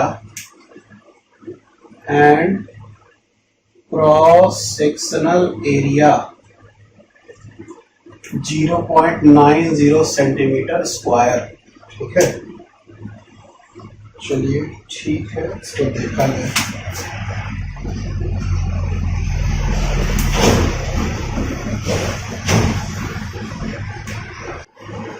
चलिए तो इसमें question में देखते हैं कि हमको क्या क्या निकालना है। मैग्नेटाइजेशन एम निकालना है। ठीक है, मैग्नेटाइजेशन एम किसके कारण आएगा? मटेरियल के कारण आएगा। अच्छा, मैग्नेटिक इंटेंसिटी एच निकालना है। ठीक है, मैग्नेटिक इंटेंसिटी एच निकालेंगे। Magnetic field B at the centre of the magnet. अच्छा, magnetic field B at the centre of the magnet हमको निकालना है। Having pole strength 3.6 ampere metre. तो देखिए यहां पे क्या है, पोल स्ट्रेंथ है 3.6 एम्पेयर मीटर का। ठीक है, अच्छा, मैग्नेटिक लेंथ है 12 सेंटीमीटर का, क्रॉस सेक्शनल एरिया कितना दिया हुआ है। तो जैसे मान लीजिए कि ये मटेरियल है। ठीक है, इसमें सोलेनॉइड कहीं टर्म नहीं दिया हुआ है, सोलेनॉइड कहीं भी आपका टर्म नहीं दिया हुआ है। ठीक है, तो यहां पे आपका है, मान लीजिए पोल स्ट्रेंथ आपका दिया हुआ है। तो हम ऐसा मान के चल रहे हैं कि 2 पोल दिया हुआ है आपका, एक नॉर्थ पोल और एक साउथ पोल। इसको हम लोग नॉर्थ पोल बोलते हैं अभी, और इसको साउथ पोल। ठीक है, साउथ पोल और ये नॉर्थ पोल। अब मटेरियल जो है उसमें मैग्नेटाइजेशन आएगा। ठीक है, अच्छा, ये नॉर्थ और साउथ पोल के कारण भी एक मैग्नेटिक फील्ड बनेगा। ठीक है, अच्छा, नॉर्थ पोल जो आपका होता था वो पॉजिटिव मैग्नेटिक चार्ज होता था और ये नेगेटिव मैग्नेटिक चार्ज होता था। ये आपको याद होगा, शायद पढ़े होंगे तो। ठीक है, अब देखिए सबसे पहले हमको क्या दिया हुआ है कि पोल स्ट्रेंथ जो है आपका, पोल स्ट्रेंथ यानी कि वो क्या हो गया, मैग्नेटिक चार्ज हो गया। मैग्नेटिक चार्ज हो गया, इसका वैल्यू कितना दिया हुआ है, 3.6 एम्पेयर मीटर। ठीक है, अच्छा, मैग्नेटिक लेंथ कितना दिया हुआ है आपका, यहां से यहां के बीच का लेंथ 12 सेंटीमीटर। 12 सेंटीमीटर यानी कि मैग्नेटिक लेंथ जो आपका दिया हुआ है वो दिया हुआ है 12 सेंटीमीटर। इसको 12 इंटू 10⁻⁻² मीटर भी कर सकते हैं, ठीक है। एरिया जो दिया हुआ है क्रॉस, अच्छा मैग्नेटिक लेंथ, ठीक है सर, दिए क्रॉस सेक्शनल एरिया का जो वैल्यू होगा ए का, उसका वैल्यू 0.9 सेंटीमीटर स्क्वायर, यानी कि 0.9 इंटू 10⁻⁻² का स्क्वायर, 0.9 इंटू 10⁻⁻4 का मीटर स्क्वायर, ये एरिया का वैल्यू आ गया। 3 चीज का आपको वैल्यू दिया हुआ है। अब हमको क्या बोल रहा है कि मैग्नेटाइजेशन एम का वैल्यू निकालिए, ठीक है। मैग्नेटाइजेशन एम का वैल्यू निकालिए। तो पहला पार्ट में क्या बोल रहा है, मैग्नेटाइजेशन एम का वैल्यू। मैग्नेटाइजेशन एम का वैल्यू पोल स्ट्रेंथ के टर्म में तो दिया जाता है, पोल स्ट्रेंथ पर unit area, pole strength M by area ए।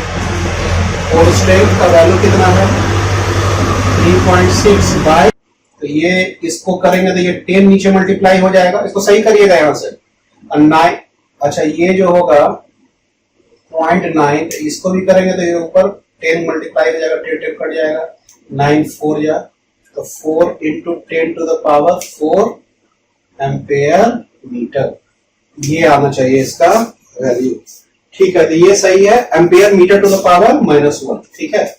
तो ये आपका मैग्नेटाइजेशन एम का वैल्यू निकल गया, पहला पार्ट का वैल्यू निकल चुका है। अब आ रहे हैं हम लोग मैग्नेटिक इंटेंसिटी एच का वैल्यू। ये मैग्नेटिक इंटेंसिटी अब कौन बनाएगा, अभी कोई सोलेनॉइड नहीं बना रहा है, ये दोनों जो है ना वही बनाएगा इसका, ठीक है। अच्छा ये जो मैग्नेटाइजेशन जो एम है, इसका जो डायरेक्शन जो होगा वो हमेशा क्या होगा, साउथ से नॉर्थ, इसका डायरेक्शन हमेशा क्या होता है, साउथ टू नॉर्थ, ठीक है। जो मैग्नेटाइजेशन एम बनता है उसका डायरेक्शन साउथ से नॉर्थ बनता है, ठीक है। तो इसका डायरेक्शन पहले लिख दीजिएगा। चलिए अब हम लोग आगे आ रहे हैं कि अब हम लोग ये तो निकल गया मैग्नेटाइजेशन, अब हमको निकालने का क्या है, magnetic intensity. Magnetic intensity H का जो वैल्यू होगा वो देखिए, एच का वैल्यू तो सोलेनॉइड के टर्म में तो निकाल नहीं सकते कि एन आई लिख दिए, नंबर ऑफ टर्न्स और आई करंट कर दे तो होगा नहीं यहाँ पे। तो यहाँ पे पोल है तो पोल ही के टर्म में लिखते हैं। तो इसका फॉर्मूला हम लोग पढ़े हैं 1/4 m/r², ठीक है। अच्छा बी जो आप निकाल रहे हैं वो सेंटर पे निकाल रहे हैं ना, सेंटर पे निकाल रहे हैं ना। तो यहां पे मान लीजिए कि ये जो है साउथ पोल रहे चाहे नॉर्थ पोल रहे, ये एक्चुअली में क्या करेगा कि जो आपका मैग्नेटिक इंटेंसिटी बनाएगा उसका डायरेक्शन होगा पॉजिटिव का क्या होगा इधर साइड में, और नेगेटिव का क्या होगा इधर ही साइड में। तो इसका डायरेक्शन नॉर्थ से साउथ हो जाएगा, ठीक है। देखिए समझिएगा इसको अच्छा से, मैग्नेटिक इंटेंसिटी का वैल्यू निकालना है पोल स्ट्रेंथ के टर्म में। मैग्नेटिक इंटेंसिटी हम लोग एन आई डायरेक्टली निकाल सकते हैं। तो हमारे लिए पोल का जो वैल्यू दिया हुआ है, पहले पॉजिटिव चार्ज यानी कि नॉर्थ पोल, और नॉर्थ पोल जो बनाएगा मैग्नेटिक इंटेंसिटी एच, उसका डायरेक्शन इस सेंटर पे क्या हो जाएगा आपका इधर साइड में। अच्छा अब जो साउथ वाला जो बनाएगा वो नेगेटिव है तो वो हो जाएगा -1/4 m/r²। तो -1/4 करेंगे तो इसका भी डायरेक्शन क्या हो जाएगा इधर ही साइड में। तो जो नेट मैग्नेटिक जो आपका इंटेंसिटी जो बनेगा सेंटर पे, इसके कारण इधर और इसके कारण भी इधर, तो नेट जो मैग्नेटिक इंटेंसिटी वो H1 + H2 ऐड हो जाएगा आपका, और उसका डायरेक्शन हो जाएगा नॉर्थ से साउथ। तो हम लोग यहाँ पे लिखते हैं 1/, पहले इसका लिखेंगे 4 नॉर्थ पोल, ये नॉर्थ पोल क्या है आपका पॉजिटिव, ये क्या होगा 1/4 और एम का वैल्यू कितना है, एम क्या है मैग्नेटिक स्ट्रेंथ का वैल्यू है ना, पोल स्ट्रेंथ का ना वैल्यू है। इसका वैल्यू क्या होगा 3.6/r², यानी कि यहां से यहां तक का दूरी कितना है, r का वैल्यू 6 सेंटीमीटर, यानी कि 6 इंटू 10⁻⁻² का मीटर का स्क्वायर हो जाएगा ये, ठीक है। तो ये हो जाएगा 1/4 पाई इंटू 3.6 बाई 36 इंटू 10⁻⁻⁴। और ये हम हटा देंगे तो ये 10 नीचे आ जाएगा, 36 कट गया, तो ये हो जाएगा 1/4 पाई, और ये 10⁻³ नीचे रहेगा तो ऊपर आएगा 10⁻³ यानी कि 1000/4 पाई। तो चलिए करते हैं इसको।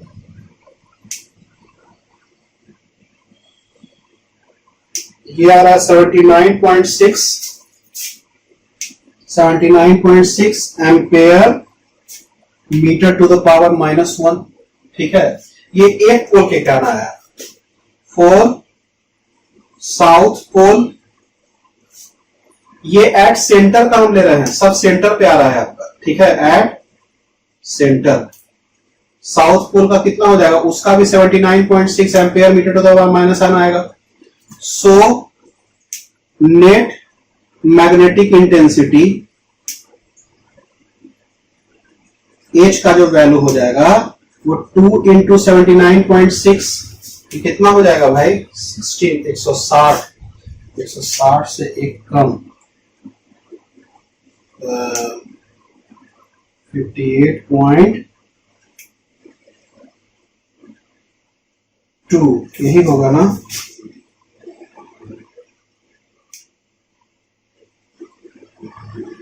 अच्छा 159.2 हो जाएगा ना, 159.2 ampere metre to the power -1।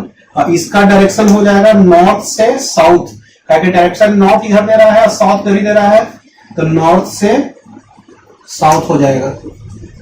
ठीक है, देखिए तो इसमें जो आपका है मैग्नेटाइजेशन जो हुआ है उसका वैल्यू साउथ से नॉर्थ आ रहा है, और इसका जो डायरेक्शन आ रहा है नॉर्थ से साउथ आ रहा है। ठीक है, तो हम लोग लिखते हैं यहाँ पे, हम लोग क्या क्या निकालना, मैग्नेटिक इंटेंसिटी H का वैल्यू भी निकल गया ना, ये H का वैल्यू निकल गया है, M का वैल्यू निकल गया। अब हमको क्या है, मैग्नेटिक फील्ड B निकालना है। सो C में लिखते हैं magnetic field B is equal to mu naught H plus M।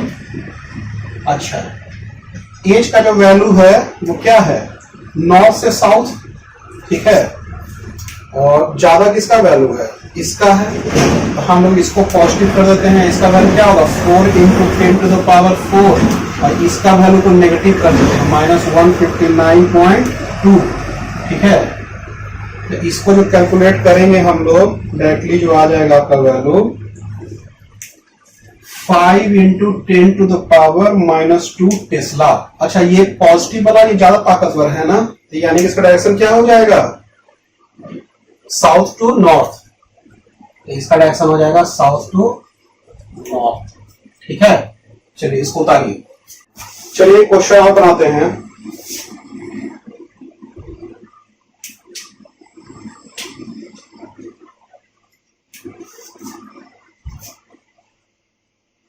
The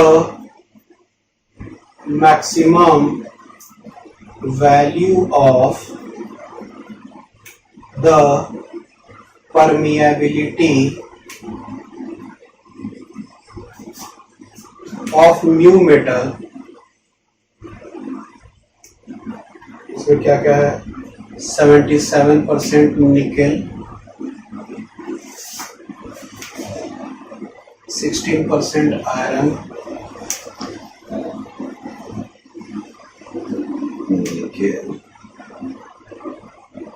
iron 5% copper, 2% chromium is 0.126 tesla metre per ampere. ठीक है, find the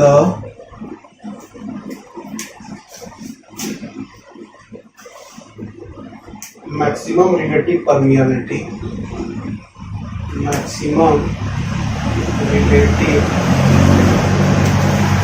permeability and susceptibility.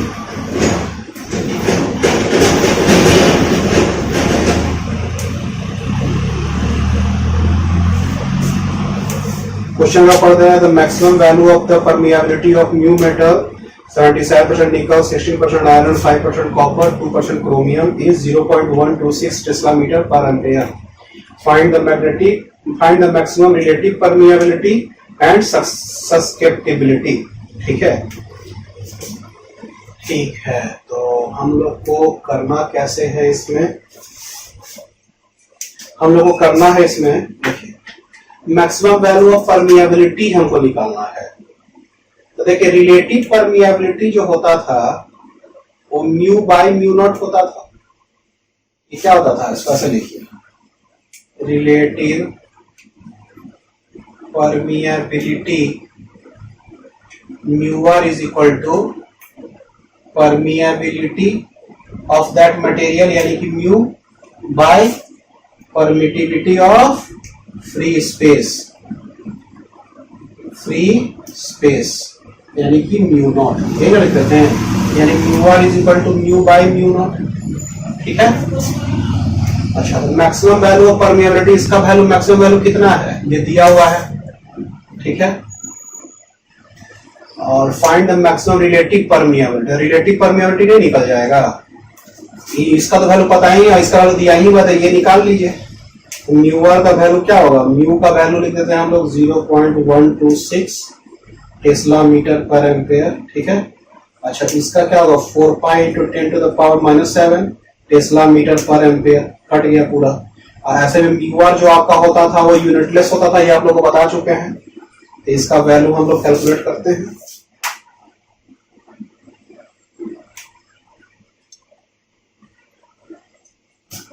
ये आ जाएगा इसका value 10 to the power 5. Mu R का value आपका आ गया कैलकुलेट करके. ठीक है. अच्छा, सस्केप्टिबिलिटी का वैल्यू हमको चाहिए. ठीक है. तो सस्केप्टिबिलिटी का जो वैल्यू है, फॉर सस्केप्टिबिलिटी का जो वैल्यू है वो क्या है, mu R is equal to 1 plus X होता था. एक्स क्या था, सस्केप्टिबिलिटी, और म्यू आर क्या होता था, रिलेटिव परमिएबिलिटी. इसका एक्स का वैल्यू क्या होगा, म्यू आर -1, यानी कि 10 to the power 5 -1 nearly equal to 10 to the power 5. Susceptibility का वैल्यू लगभग 10 टू द पावर 5 हो जाएगा. ठीक है. चलिए, तो ये आपका सस्केप्टिबिलिटी का वैल्यू हो गया. ठीक है, इसको उतारिए, इसको फिर मिटाते हैं. एक बार और खाली बोल दे रहे हैं इसको समझने के लिए. देख लीजिए, इसमें मैक्सिमम रिलेटिव परमिएबिलिटी निकालना था. Relative permeability mu by mu not होता था. म्यू का वैल्यू परमिएबिलिटी का वैल्यू होता था. तो परमिएबिलिटी मैक्सिमम परमिएबिलिटी का वैल्यू दिया हुआ 0.126 और म्यू नॉट का वैल्यू पता ही होता है. तो म्यू आर निकाल लिए. Mu R equal to 1 plus X होता है, ये भी हम लोग पढ़ चुके हैं. तो एक्स का वैल्यू निकालना है, सस्केप्टिबिलिटी का वैल्यू. तो म्यू आर -1 यानी कि 10 टू द पावर 5 इसका सस्केप्टिबिलिटी का वैल्यू आ गया. ठीक है. चलिए, इसको उतारिए.